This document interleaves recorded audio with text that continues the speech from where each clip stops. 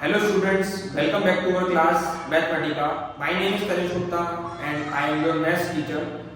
So in previous lecture we have studied about the polynomials in one variable and we have done the one exercise on that. Now we will move to second topic, which is zeros of a polynomial. So zeros of a polynomial means, what does it mean?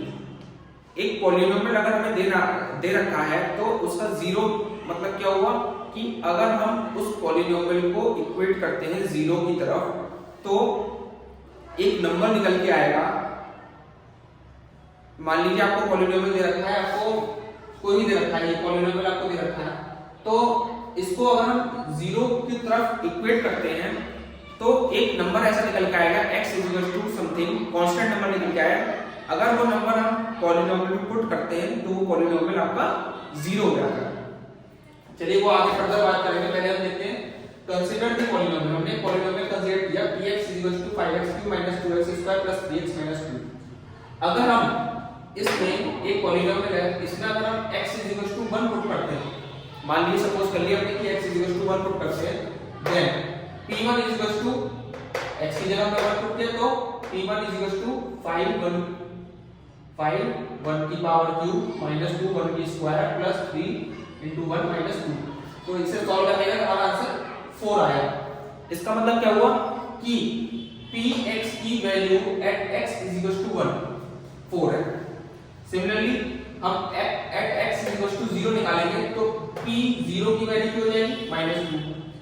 अब हम एक polynomial consider करते हैं। Now consider polynomial px = x - 1। अगर हम इसमें 1 put करते हैं p1 = 1 - 1 which becomes 0। so इसका मतलब क्या हुआ कि अगर हम x = 1 पुट करते हैं इस पॉलिनोमियल में तो हमें px जो है हमारा 0 हो जाता है। तो यही है जीरोस ऑफ द पॉलिनोमियल। अब हम एक और कंसीडर करते हैं, एक और पॉलिनोमियल qx = x - 2। अगर हम इक्वेट कर देते हैं qx = 0, equating qx = 0 we get x - 2 = 0। so x = 2। so x = 2 वो नंबर है, वो कांस्टेंट नंबर है। अगर हम इसको पॉलिनोमियल में डालते हैं तो ये पॉलिनोमियल हमारा 0 हो जाता है। तो x = 2 पे क्या कहेंगे, 0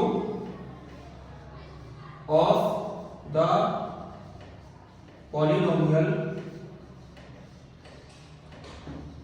qx का ये 0 है।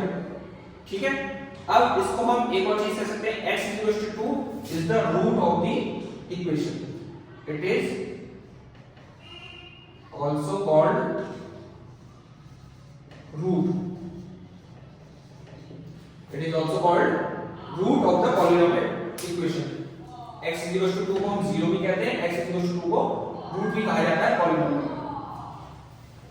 नेक्स्ट पॉइंट हम देखते हैं, in general we say that a zero of polynomial px is a number c such that pc = 0। तो ये जनरल लाइन कह रही है कि अगर हम कहते हैं कि px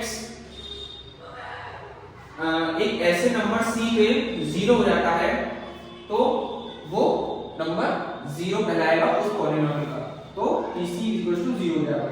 एक पॉलिनोमियल हम कंसीडर करते हैं ax + b जो कि एक लीनियर पॉलिनोमियल है, जो कि हमने प्रीवियस लेक्चर में स्टडी किया है।